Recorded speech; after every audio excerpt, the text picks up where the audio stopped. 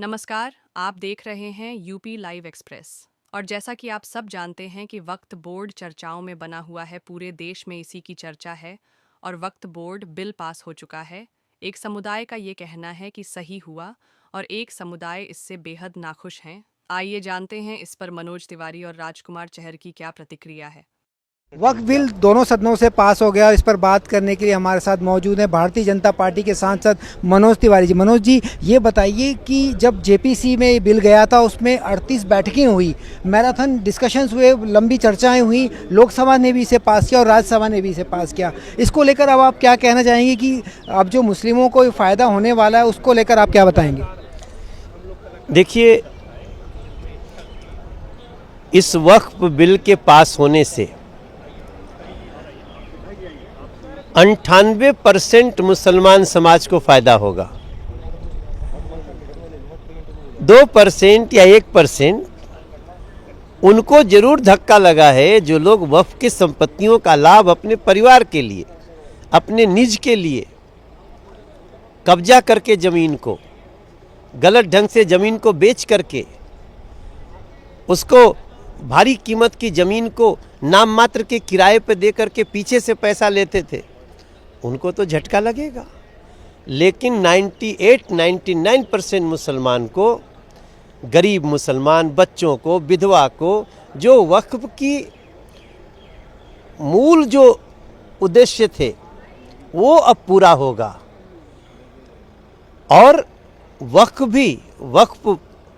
Board जो है वो किसी ऐसी संपत्ति को ज़बरदस्ती कब्जा करने की नीयत से अब उसको नहीं ले पाएगा। उसका भी एक नियम बन गया। इसमें किसी को क्या परेशानी है?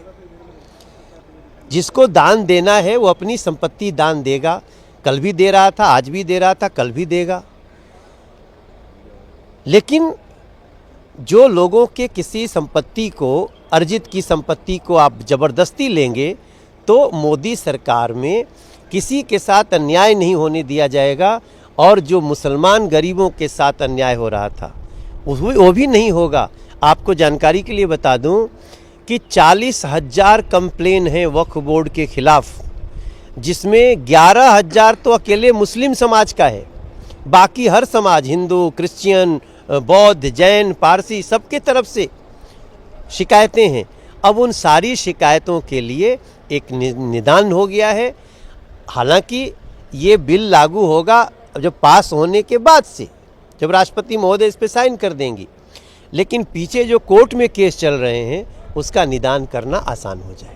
वक्फ बिल संसद के दोनों सदनों से पास हो गया है और अब राष्ट्रपति की मुहर लगना बाकी है। इस पर बात करने के लिए हमारे साथ मौजूद हैं भारतीय जनता पार्टी के सांसद राजकुमार चहर जी। सर, संसद से दोनों सदनों से बिल पास हो गया है, ऐसे में आपका क्या कहना है? जेपीसी भी एक बिल गया जिस पे वहाँ पे भी बहुत लंबी चर्चा हुई, कई दौर की बैठकें चली, लोकसभा ने भी ज़बरदस्त इस पर चर्चा की, राज्यसभा ने भी सुबह 4 बजे तक इस पर बात की और पास किया।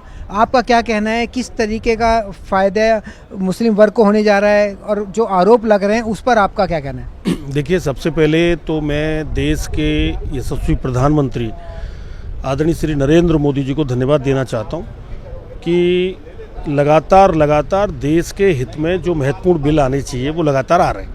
चाहे वो नारी शक्ति बंधन हो, चाहे 3 तलाक का हो, चाहे धारा 370 हटाई हो, 35A का मामला हो, या आज वक्फ बिल जो आपने देखा कि 2 दिन लगातार लोकसभा में रात को 2 बजे तक बहस हुई और राज्यसभा में भी रात को देर रात तक और 2 बजे के बाद तक बहस हुई। कितने सांसद इसमें बोले, हर पार्टी ने अपना सब्जेक्ट रखा और पूरे देश भर से अलग अलग लोगों ने ऑनलाइन भी अपने सुझाव भी भेजे। कितने सूफी संत के जो मानने वाले अनुयायी हैं उन्होंने, अपने दरगाहों के लोगों ने अपने सुझाव भेजे। तो मैं समझता हूँ कि देश का आम मुसलमान, जो गरीब मुसलमान है, जो आने वाली पीढ़ियाँ हैं, जो महिलाएँ हैं, उनको हक और अधिकार देने का काम, उनके डेवलपमेंट का काम, उनकी शिक्षा में काम हो, उनके डेवलपमेंट हो, उनका विकास हो, इसके लिए वक्फ बोर्ड ने जो पहले नहीं किया था वो आज मोदी जी की सरकार ने जो संशोधन किया है उसके बाद उसके परिणाम देखने को मिलेंगे।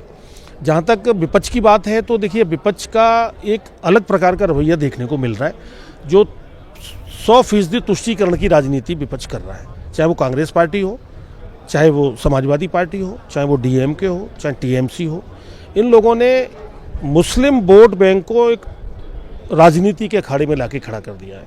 जब इनकी सरकारें होती हैं तब मुस्लिम समाज के लिए कोई भला नहीं किया। उनको बस एक ही शब्द बोलते रहते हैं, भाई बीजेपी से दूर रहो। क्यों? आज बीजेपी 3 तलाक लेके आई मोदी जी, आज वक्फ में संशोधन करने का काम किया। अब उनको जो एक दुष्प्रचार करते हैं कि साहब इन पर मस्जिदों पर खतरा आ जाएगा, ये हो जाएगा, वो हो जाएगा, ऐसा कुछ नहीं होने वाला है। मस्जिद भी सुरक्षित रहेंगी, सब कुछ सुरक्षित रहेगा, धर्म के लिए इसमें कोई विषय नहीं है। ये एक मुस्लिम समाज को न्याय देने वाला क्रांतिकारी एक बिल है जो लोकसभा और राज्यसभा में पास हुआ है।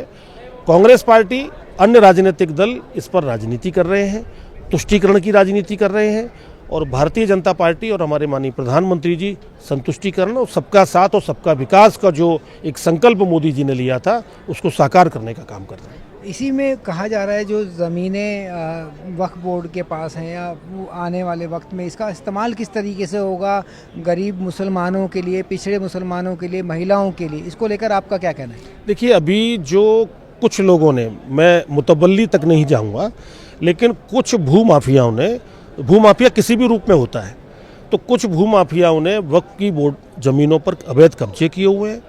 आज देश में सर्वाधिक जगह रेलवे के पास है, फिर आर्मी के पास है, और तीसरे नंबर पर वक्फ के पास है। लेकिन उसका जो उससे एक इनकम होनी चाहिए उन ज़मीनों से कभी इनकम नहीं हुई, और इनकम दिखाई भी गई तो एक तुच्छ और बहुत ही शॉर्ट टाइप की इनकम दिखाई गई, जिससे कभी भला नहीं हो सकता था। तो इसमें बहुत नियम और कानून जोड़े गए हैं। विवाद की स्थिति में भी कलेक्टर से ऊपर के अधिकारी इस पर सुनवाई करेंगे।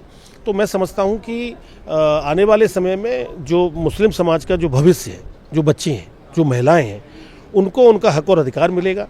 और ज़मीनों का जो कभी भी किसी भी ज़मीन को, अब वो तो लोकसभा के क्षेत्र को भी वक्फ में बोल देते हैं, वो बसंत कुंज की कितनी बेशकीमती जगह है उसको भी वक्फ में बोल देते हैं, दिल्ली की विधानसभा को भी वक्फ में बोल देते हैं। तो ये इस प्रकार का एक गलत रवैया अपना रखा था एक तरह से, वो समाप्त होगा। तो जो भूमाफिया टाइप के लोग हैं उनको ज़रूर दर्द हो रहा है, या जो केवल राजनीति करते हैं मुस्लिम समाज को उनको डरा कर, उनको ज़रूर लगता है कि भाई आज मुस्लिम समाज में भी मोदी जी बड़े से बड़े काम कर रहे हैं जो आने वाली पीढ़ी भी उनकी याद रखेगी।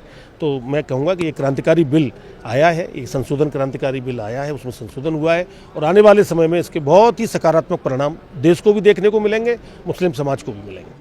आइए जानते हैं वक्फ संशोधन विधेयक 2024 प्रमुख बिंदु और प्रभाव। भारत सरकार ने वक्फ संपत्तियों के प्रबंधन में पारदर्शिता और जवाबदेही बढ़ाने के उद्देश्य से वक्फ संशोधन विधेयक 2024 को संसद में प्रस्तुत किया है।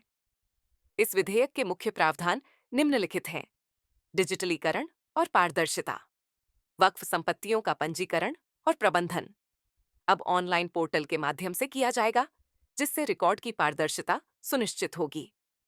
वक्फ बोर्डों की संपत्तियों की लेखा परीक्षा नियंत्रक और महालेखा परीक्षक CAG द्वारा नियुक्त ऑडिटर्स के माध्यम से की जाएगी, जिससे वित्तीय अनियमितताओं पर नियंत्रण संभव होगा। न्यायिक सुधार पर वक्फ ट्रिब्यूनल के निर्णयों के खिलाफ अब उच्च न्यायालय में अपील की जा सकेगी, जिससे न्यायिक प्रक्रिया में सुधार होगा। प्रशासनिक सुधार पर वक्फ बोर्डों की संरचना में विविधता लाने के लिए गैर मुस्लिम सदस्यों और महिलाओं को शामिल किया जाएगा, जिससे समावेशिता बढ़ेगी। भूमि विवादों का समाधान पर सरकारी भूमि पर वक्फ दावों की जांच अब कलेक्टर से उच्च पदस्थ अधिकारियों द्वारा की जाएगी, जिससे विवादों का निष्पक्ष समाधान संभव होगा। हालांकि इस विधेयक को लेकर कुछ आलोचनाएं भी सामने आई हैं। कुछ लोगों का मानना है कि इससे वक्फ बोर्डों की स्वायत्तता पर असर पड़ सकता है और मुस्लिम समुदाय के धार्मिक अधिकारों में हस्तक्षेप हो सकता है। इसके बावजूद सरकार का दावा है कि यह विधेयक वक्फ संपत्तियों के कुशल प्रबंधन और पारदर्शिता सुनिश्चित करने में सहायक होगा।